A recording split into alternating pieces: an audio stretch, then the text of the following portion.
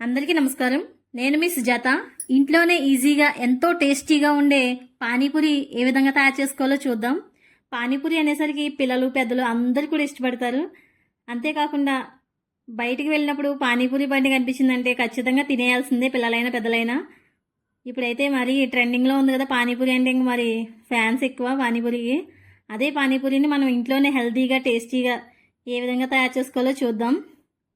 దీన్ని తయారు చేయడానికి కొంచెం టైం పడుతుంది, కానీ టేస్ట్ అయితే మాత్రం సూపర్గా ఉంటుంది. మనం బయట కొనుక్కునే పానీపూరి కన్నా కూడా టేస్టీగా ఉంటుంది. పైగా మనం అంతా శుభ్రంగా చేసుకుంటాం కాబట్టి హెల్తీ కూడా. ఇలా ఒకసారి ట్రై చేసి మీ ఇంట్లో పిల్లలకి పెద్దలకి పెట్టి చూడండి. మొత్తం మార్కులన్నీ కొట్టేయచ్చు, అంత రుచిగా వచ్చింది. ఫస్ట్ టైం చేసేవాళ్ళు కూడా అసలు ఫెయిల్ అయ్యే ఛాన్స్ లేకుండా టేస్ట్ అయితే అదిరిపోయింది. ఇంకా మీరు కూడా ఒకసారి ట్రై చేసి చూడండి. నేను చెప్పిన చిట్కాలు, ఈ సూచనలన్నీ పాటించి మీరు ఇలా పానీపూరి తయారు చేసుకుంటే సూపర్గా ఉంటుంది. అసలు ఫెయిల్ అయ్యే ఛాన్స్ లేదు. కొంచెం టైం అయితే ఎక్కువ తీసుకుంటుంది. ముందుగా ఈ పానీపూరి తయారు చేయడానికి కావలసిన పదార్థాలు, నేను సుజీ రవ్విది ఒక 1/2 కేజీ తీసుకున్నాను. ఇవి బఠానీలు ఉంటాయి కదా, వీటిని ముందుగా నానబెట్టుకోవాలి. 5 నుంచి 6 గంటలు నానబెడితే మీకు బాగా నాని వెంటనే కుక్కర్లో ఉడుకుతాయి. ఇప్పుడు ఒక బౌల్ తీసుకుని, నేను తీసుకున్న కరాచీని ఒక సుజీ రవ్వ అంటారు కదా, ఇదే ఒక 1/2 కేజీ తీసుకున్నాను. ఇందులో నేనైతే ఒక 100 గ్రాముల మైదాపిండి కలుపుతున్నాను. మీకు మైదాపిండి ఇంట్రెస్ట్ లేకపోతే గోధుమ పిండి కలుపుకోవచ్చు. ఇదంతా వేసేసిన తర్వాత ఒకసారి అంతా కలిపి ఒక 1/2 టేబుల్ స్పూన్ సాల్ట్ వేసాను. ఈ సాల్ట్ వేసిన తర్వాత మైదాపిండి, కరాచీనోక, సాల్ట్ ఇదంతా కూడా బాగా కలపాలి. నేను చూపించిన విధంగా బాగా కలపండి. అంటే మొత్తం అంతా కూడా పైకి కిందకి అంతా కూడా కలిపేశాను. ఇలా కలిపిన తర్వాత వంట సోడా ఉంటుంది కదా, అది ఒక 2 చిటికలు అయితే సరిపోతుంది, ఎక్కువ వేయాల్సిన అవసరం లేదు. ఇలా వేసేసుకుని ఒకసారి బాగా కలపండి. ఇప్పుడు ఇదంతా కలిపిన తర్వాత దీనిలోకి వాటర్ అయితే నాకు 150 ml వాటర్ పట్టింది. మీరు చూడండి, ఈ గ్లాస్తో 1/2 లీటర్ గ్లాస్కి కొంచెం ఎల్తుగా తీసుకున్నాను వాటర్. ఇదంతా కూడా వాటర్ పట్టేసింది. కొద్ది కొద్దిగా వాటర్ వేసుకుంటూ మొత్తం ఈ పిండి అంతా కూడా బాగా కలపాలి. కరాచీనూక, మైదా, సాల్ట్, వంట సోడా ఇవే వేసాను నేను. ఇవన్నీ వేసి బాగా కలపాలి. మనం పిండి అనేది ఎంత బాగా కలిపితే పానీపూరి, మనం పూరీలు అనేవి అంత బాగా పొంగుతాయి. మెయిన్ మనకి పిండి కలపడంలోనే ఉంటుంది. ఇలా నేను చూపించిన విధంగా మొత్తం అంతా కూడా బాగా కలపాలి. పిండి సాఫ్ట్గా వచ్చే వరకు కూడా మనం కన్సిస్టెన్సీ అయితే మనం చపాతీ పిండి కలుపుకుంటాం కదా, అది ఏ విధంగా కలుపుతామో అది అలాగే కలపండి. చూసారా, నేను చూపించిన విధంగా బాగా మొత్తం కలిపేయాలి. వీటిని డైరెక్ట్గా మనం పానీపూరీలు వేపిన తర్వాత డైరెక్ట్గా కూడా తినేయచ్చు. అందులో పానీ వేసుకోవాల్సిన అవసరం లేకుండా అంత టేస్టీగా ఉంటాయి ఇవి. మా పిల్లలు అయితే నేను వండుతుంటేనే వాటిని తినేస్తూ ఉన్నారు, వేపుతుంటేనే. చూసారా ఎంత సాఫ్ట్గా వచ్చిందో పిండి అయితే. ఇలా మొత్తం ఎంత అంటే అంత బాగా కలపాలి. నాకైతే కలపడానికి ఒక 1/2 గంట పట్టేసింది పిండి కలపడానికి. అంత టైం కలిపితేనే మీకు పిండి బాగా కలిసి పూరీలు అనేవి బాగా పొంగడానికి అవకాశం ఉంటుంది. చూసారా, మొత్తం మీద పిండి అంతా కలిపేశాను. ఇప్పుడు దీనికి పైన మొత్తం ఆరిపోకుండా నేను తడి క్లాత్ని అయితే వేస్తున్నాను. ఒక క్లాత్ని తడి చేసేసి ఈ విధంగా పైన వేసేయండి. ఇలా వేసేసి దీన్ని ఒక గంట పక్కన ఉంచాలి. పిండి కలిపిన పిండిని ఇలా పక్కన ఉంచడం వల్ల ఒక గంట బాగా పిండి అనేది బాగా నాని పూరీలు బాగా పొంగడానికి ఉంటుంది. ఇప్పుడు మనం బఠానీ చూడండి, నానిపోయినాయి. నానిన తర్వాత బఠానీలు ఈ విధంగా ఉంటాయి ఇలాగా. ఇప్పుడు మనం బంగాళదుంపలు అయితే నేను ఒక 150 గ్రాములు అంటే ఒక 2 బంగాళదుంపలు తీసుకున్నాను. ఇవి బఠానీలు అయితే ఒక 100 గ్రాములు తీసుకున్నాను. ఇలా తీసుకున్నది ఇవన్నీ కూడా వేసేసి కుక్కర్ విజిల్స్ వేయించాలి. ఒక 5 నుంచి 6 విజిల్స్ వేయించండి. ఇప్పుడు గంట తర్వాత చూస్తే పిండి ఈ విధంగా ఉంది. చూసారా ఎంత సాఫ్ట్గా, చాలా బాగుంది. దీన్ని కూడా ఒకసారి మళ్ళీ ఒక 5 నిమిషాలు బాగా కలిపిన తర్వాత ఇందులో కొద్దిగా ఒక 2 నుంచి 3 స్పూన్లు ఆయిల్ వేసాను. నెయ్యి ఉంటే నెయ్యి వేసుకోవచ్చు. వేసి ఇలా కలపడం వల్ల మనకి చేతికి అనేది పిండి అంటుకోదు. మనం ఈజీగా పిండి వేసి పూరీలు చేయాల్సిన అవసరం లేకుండా ఈజీగా చేసేయచ్చు. చూసారా, నేను చెప్పిన విధంగా మొత్తం అంతా కూడా పిండి కలిపేయండి. ఇప్పుడు మనం కొద్దిగా పిండి తీసుకుని నేను చూపించిన విధంగా చేసుకుంటూ చిన్ని చిన్ని ఉండలు చేసుకోవాలి. పెద్ద సైజు అయితే మనకి పూరీలు అనేవి పెద్దవైపోతాయి కదా, చిన్న పూరీలు చేసుకుంటే నోట్లో పడుతుంది. మనం ఎంతవరకు తినగలమో అంత పూరీ చేసుకోండి. చూడండి, బాగా చిన్న ఉండ అయితే సరిపోతుంది. ఇలా చేసేసి మొత్తం ఉండలన్నీ చేసుకుని పక్కన ఉంచుకోవాలి. పానీపూరి అంటే చాలా ఇష్టపడుతూ ఉంటారు అందరూ కూడా. అందులో ఆడవాళ్ళు అయితే మరీ మరీ ఇష్టపడుతూ ఉంటారు. నాకైతే చాలా ఇష్టం పానీపూరి. అప్పుడప్పుడు ఇలా ఇంట్లో చేస్తూ ఉంటాను నేను. మా పాపకైతే మరీ ఇష్టం. ప్రత్యేకించి మా పాప కోసమే చేశాను ఇవి. చూడండి, ఈ విధంగా మొత్తం పిండి అంతా కూడా నేను చూపించిన విధంగా చిన్ని చిన్ని ఉండల కింద చేసేసుకోవాలి. ఇలా ఉండలు చేసేసిన తర్వాత మనం లైట్గా ఆయిల్ అనేది పైన వేయచ్చు.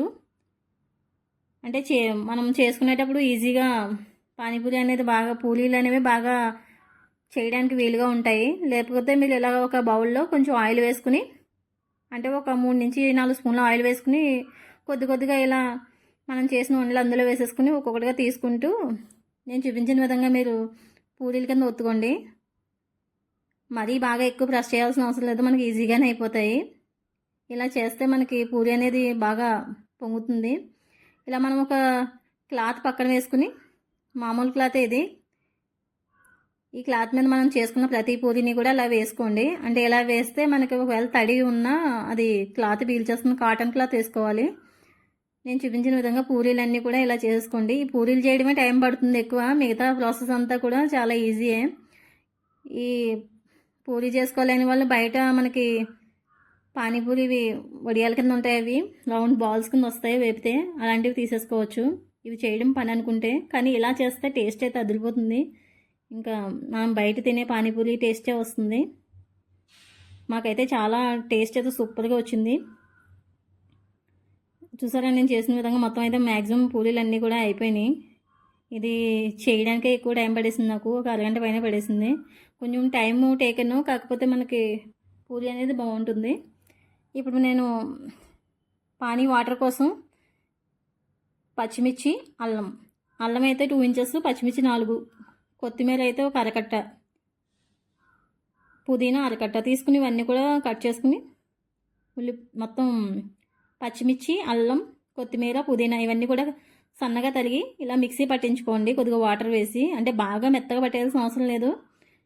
ఇప్పుడు నేనైతే ఒక 1 లీటర్ వాటర్ తీసుకుని అందులో ఇదంతా కూడా వేసేసాను. వేసేసి ఒకసారి కలిపాను. ఇలా నేనైతే ఇందులో బ్లాక్ సాల్ట్ వేస్తున్నాను. మీకు బ్లాక్ సాల్ట్ లేకపోతే కనుక మామూలు సాల్ట్ వేసేయచ్చు. ఈ సాల్ట్ వేయడం వల్ల టేస్ట్ అనేది ఇంక సేమ్ బయట పానీపూరి ఏ ఫ్లేవర్తో వస్తుందో అదే ఫ్లేవర్ ఉంటుంది. నెక్స్ట్ ఇప్పుడు మనం చింతపండు అయితే ఒక నిమ్మకాయ సైజు చింతపండు తీసుకుని ఇలా ఒక 5 నిమిషాలు నానబెట్టిన తర్వాత ఈ పులుపు అంతటిని కూడా తీసేసి మనం ఆల్రెడీ కలిపాం కదా పానీ, అందులో వేసేసుకోండి. ఇది వేసేసి కలిపి ఒకసారి సాల్ట్ అనేది సరిపోయిందో లేదో చూసుకోండి. సరిపోకపోతే కొంచెం అడ్జస్ట్ చేసుకోండి. ఇప్పుడు మనం ఆల్రెడీ కుక్కర్లో వేసిన బంగాళదుంపలు, బఠానీ ఉన్నాయి కదా, అవి వేరువేరుగా సెపరేట్ చేసేయాలి. ఇలా సెపరేట్ చేసిన తర్వాత చూసారా, నేను చూపించిన విధంగా బంగాళదుంపల్ని బొలిచేసుకోండి. పై పొట్టంతా తీసేసి మొత్తం అన్నీ కూడా బొలిచేసుకుని పక్కన ఉంచుకోవాలి. ఇప్పుడు వీటిని గరిటెతో అయినా లేకపోతే ఇలా చేత్తో అయినా సరే మెత్తగా చేసేసి పక్కన ఉంచుకోండి. ఇప్పుడు స్టవ్ మీద కడాయి పెట్టి నేనైతే 1/2 లీటర్ ఆయిల్ వేసాను. ఆయిల్ అయితే మనకి ఎక్కువ వేయాల్సిన అవసరం లేదు. ఆయిల్ ఏం పీల్చివి పూరీలు. అసలు 1/2 లీటర్ అయితే ఆయిల్ వేసాను నేను. వేసి ఫస్ట్ ఒక పూరీ వేసాను. అంటే ఆయిల్ అనేది బాగా కాగిన తర్వాతే ఈ పూరీలు వేపితే మనకి బాగా పొంగుతాయి.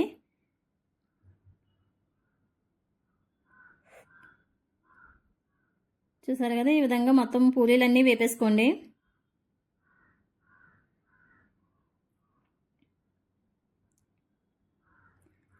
ఇలా ఒక్కొక్క పూరి మొత్తం అన్నీ మంట అనేది పెద్దది పెట్టి వేసేసి తర్వాత మంట కొంచెం తగ్గించండి, మాడిపోకుండా ఇలా వేపుకోవాలి. మనం చూసారా, మంట ఎక్కువగా ఉండటం వల్ల పూరీలు అనేవి ఫాస్ట్గా బాగా పొంగాయి. ఇలా కలుపుతూ ఉండాలి. ఇలా కలిపిన తర్వాత పూరీలన్నీ కూడా వేగిన తర్వాత ఈ కలర్ బ్రౌన్ కలర్ వచ్చే వరకు వేపాలి. వేపిన తర్వాత బౌల్లోకి తీసేసుకోండి.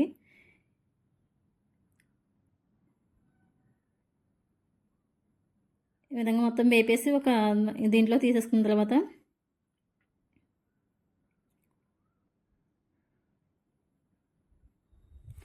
ఇప్పుడైతే పూరీలోకి కర్రీ వేయాలి కదా, దీనికోసం కుర్మా చేస్తున్నాను. ఇప్పుడు ముందుగా మనం ఆల్రెడీ మెత్తగా చేసుకున్న బంగాళదుంప ఉంది కదా, మ్యాష్ చేసినది అంతా కూడా ఇందులో వేసేసుకోండి.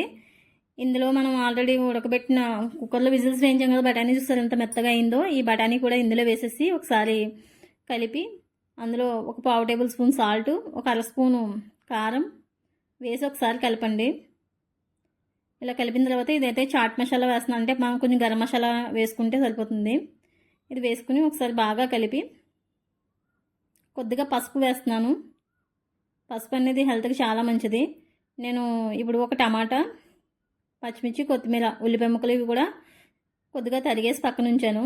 ఒక టమాటా, ఒక ఉల్లిపాయ, కొద్దిగా కొత్తిమీర, ఒక పచ్చిమిరపకాయ కూడా ఇలా చిన్న చిన్నగా సన్నగా తరిగి వేసేస్తున్నాను. ఇదంతా వేసేసి స్టఫింగ్ కోసం తీసుకుంటున్నాను. ఇదంతా నేను చూపించిన విధంగా అన్నీ వేసేసుకుని ఒకసారి ఈ బంగాళదుంప బఠానీలు వేసి కలిపేయండి. చాట్ మసాలా ఇష్టం లేని వాళ్ళు అయితే గరం మసాలా ఇంట్లో మనం చేసుకున్న పౌడర్ ఉంటుంది కదా, అది వేసుకోవచ్చు. ఇలా వేసేసుకుని ఒకసారి బాగా మొత్తం అంతా కలిపేసుకుని పక్కన పెట్టుకోవాలి. చూడడానికి అయితే చాలా కలర్ఫుల్గా, టేస్టీ కూడా. ఇది మామూలుగా ఒట్టిదే తినడానికి కూడా టేస్టీగా ఉంది, అంత టేస్టీగా ఉంది ఇది. ఈ విధంగా తయారు చేసుకున్న తర్వాత ఇప్పుడు మనం ఆల్రెడీ తయారు చేసుకున్న పానీ, తర్వాత పూరీలు, నెక్స్ట్ ఇది స్టఫింగ్ కోసం తీసుకున్నాం కదా, ఆలు, మొత్తం ఉల్లిపాయలు, కొత్తిమీర ఇవన్నీ కూడా పక్కన ఉంచుకోవాలి. ఇప్పుడు మనం ఒక పూరీ తీసుకుని ఈ విధంగా హోల్ చేసుకోవాలి. ఇలా కన్నం పెట్టి దానిలోకి కొద్దిగా స్టఫింగ్ చేసి ఇలాగా ఉల్లిపాయలు, కొత్తిమీర ఈ విధంగా వేసుకుని ప్రతి పూరీ కూడా మనం పానీలో ముంచుకుని తింటే టేస్ట్ అయితే అద్దరిపోతుంది అసలు. ఇంకొకసారి తింటే మళ్ళీ మళ్ళీ తినాలనిపిస్తే అంత రుచిగా ఉంది. మీరు కూడా ఒకసారి ట్రై చేసి చూడండి. మా ఇంట్లో అయితే బాగా నచ్చింది, ఇంకా మామూలుగా కాదు. మీరు కూడా ఒకసారి ట్రై చేసి చూడండి. నెక్స్ట్ మీకు ఏ రెసిపీ కావాలో కామెంట్ చేయండి. ఈ వీడియో కనుక మీకు నచ్చినట్టయితే లైక్ చేయండి. సుజాత కుక్ ఫైల్ నా ఛానల్ని సబ్స్క్రైబ్ చేయండి. Thank you for watching. Please subscribe my channel.